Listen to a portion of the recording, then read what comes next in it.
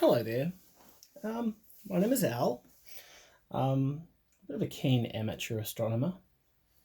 I'm kind of aware that there aren't really a lot of videos to do with this particular topic that I'm about to talk about.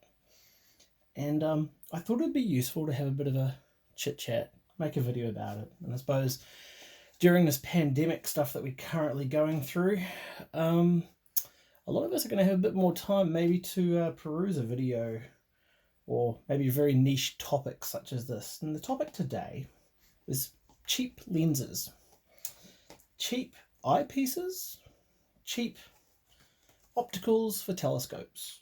You'll often see things like this coming with your Skywatcher telescope, especially the cheaper ones, or even some of the more expensive ones come with these very eyepieces.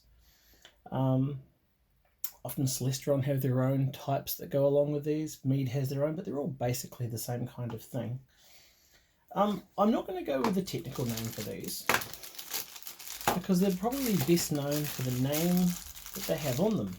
That name is, you'll see this a lot, the Super 25 and the, well, I suppose you could call it the Super 10 because they almost always come together. Says it there, Super 10.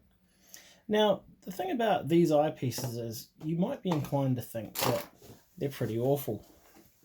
They're actually not too bad. And look, a lot of times, eyepieces by a lot of people are judged by how big these pieces of glass are here at the end, at the start of the lens. Now, as you can see, they're it's not a big piece of glass, especially if you compare it to more expensive eyepieces. They're actually not terrible either. Now, here's the thing. When I started out, and before I started repairing telescopes, I actually found a lot of times a set of these would come with these telescopes, and then people would often be just chomping at the bit to get rid of them. I can fully understand that. I mean, when you get a nice new telescope, you want to be able to get the best that you possibly can out of them, and you might be inclined to think that these eyepieces are going to be pretty terrible. You might make another assumption as well, which might be that, well, if this is the eyepiece that came with my telescope, it must be the right one.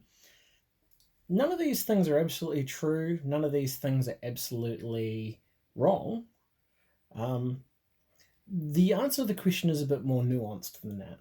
Now, over the years, I've collected a bit of a range of eyepieces, and we're going to do a bit of comparison, not visually, because the thing about visual astronomy is it's all very relative to how your eyes are. We're just going to do some comparisons and just show you some of the ones I've seen over the years. What you'll notice when we go through these is that, like, a lot of these are very similar to the ones I just showed you in a box. And after you've done astronomy for a while, especially if you're going to be repairing other people's scopes, you're going to be dealing with people leaving these with you a lot of the time. I've collected lots of these. In fact, that's not even where it starts or ends. I've got more here. I just want to show you some of the interesting things I've discovered. One is that, like, these ones here I showed you, the new ones in the box, these came with a Skywatcher telescope. And you always get, like, the Super 10 and the Super 25. There are more. As you can see, I've got, like, quite a few 25s, Super 25s, and quite a few Super 10s. But what's interesting is, like, this one here, right? Is actually a Celestron branded one. Here's another one. This is a 20 Celestron branded eyepiece. You're going to notice some things about these. These lenses are built to cost. They are probably closer to being a I think the word is probably a, there are lots of different names for eyepieces, like Kellner, orthoscopic, Plossl, all kinds of things. I've seen the lens variations in these vary so much. I even just like to call them their own little thing. They probably are one of those specific things. I think there's something more like a Kellner, really.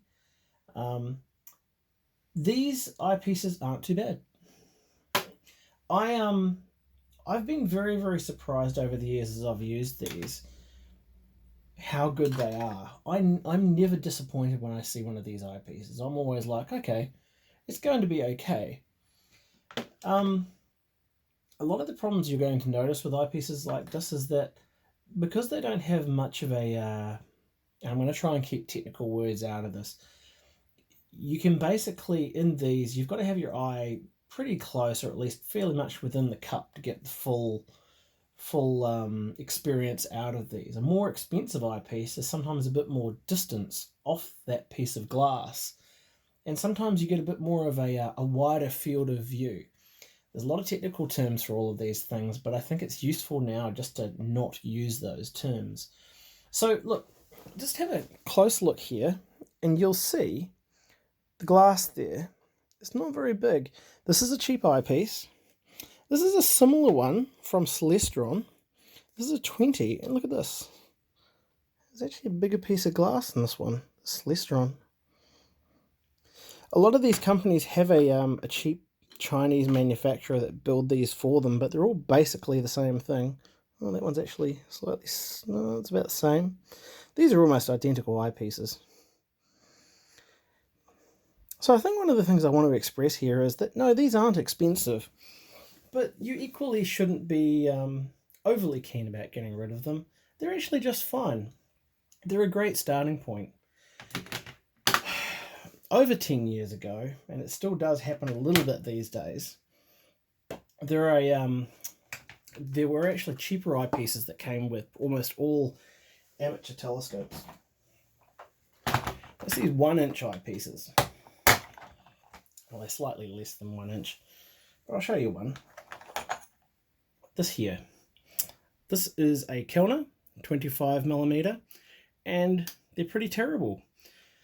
I think it'd be fair to say that when people saw an eyepiece like this, there was a very good reason to get rid of them and to move on.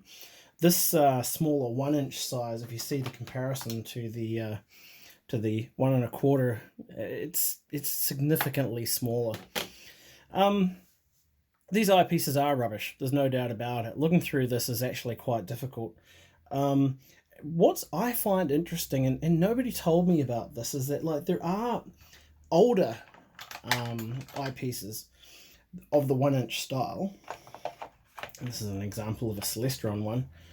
This is plastic as well. This is a 25mm Kellner. Actually the same eyepiece pretty much. But I'll tell you now, this 0.96 or 1-inch eyepiece is light years ahead of this one. In fact, this one, I can just poke the glass out of it like that. This one here is actually much nicer. So what I can honestly say is 1-inch eyepieces don't have to be terrible. They can actually be okay. And the distance off this eyepiece is actually quite nice. Actually, when I look through this, I don't see a large amount of difference to this eyepiece. There will be differences, of course. But I suppose what I'm saying here is that don't be immediately disappointed. There's a big difference between these rubbish eyepieces and, I mean, any size of eyepiece. It really comes down to quality. Now, Celestron did make a better quality of one of this in the 80s, and this is, you know, this is the 90s plastic version, and this is the 80s metal version. Okay, both are Kellners and both are 1-inch eyepieces, but yeah, very, very similar glass. In fact, even the color of the glass is very, very similar. Actually, very fine eyepiece. And these days, in the world that we're in today, collectors being what they are, you're going to find people these days have begun to collect eyepieces as well.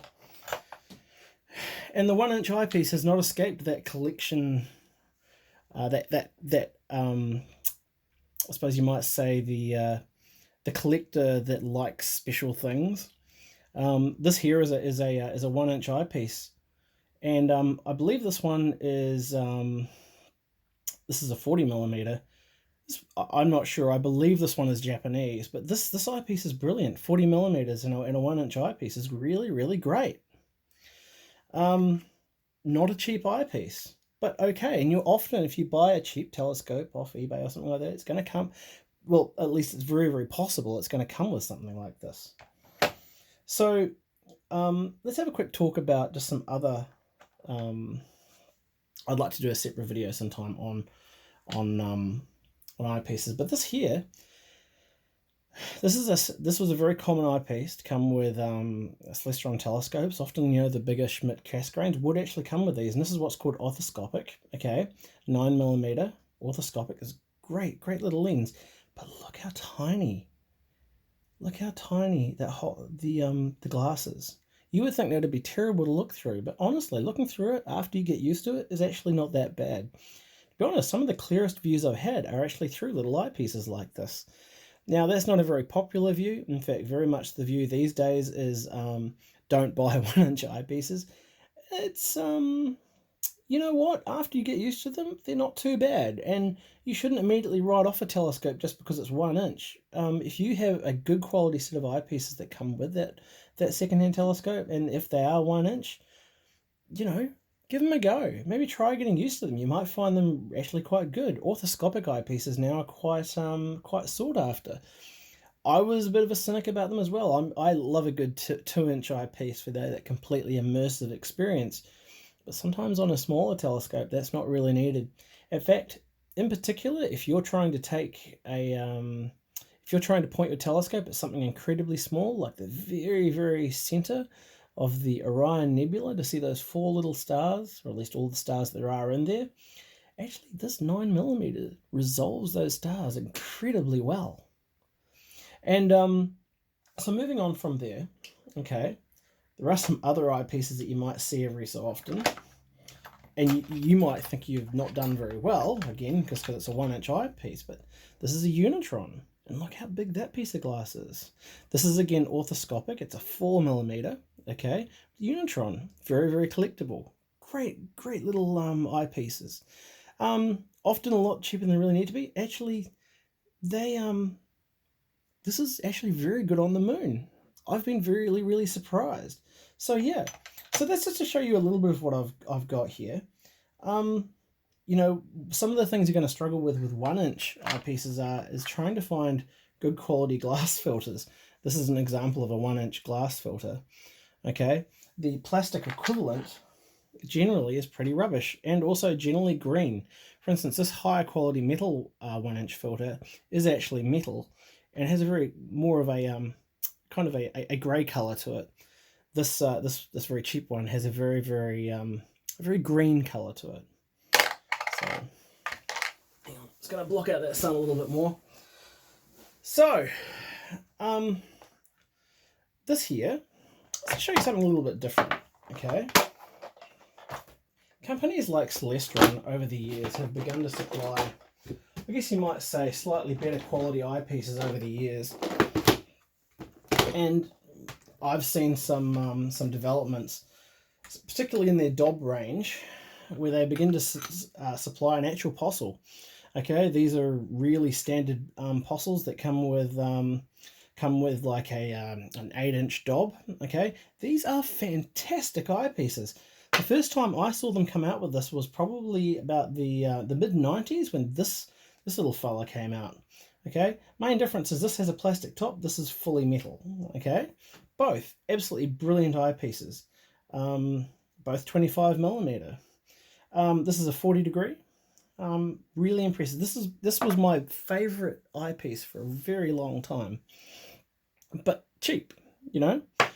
So in the world out there on YouTube, I think you will often find people have these vast collections of exquisite lenses and eyepieces that are just wow. I feel so wow. I really need to upgrade fast. Just because they're cheap doesn't mean they have to be true. Remember, your eyes and your ability to see factors into this a lot as well. Okay, if you have pretty good eyes or young eyes, okay, you're probably going to find something like this is going to be pretty awesome.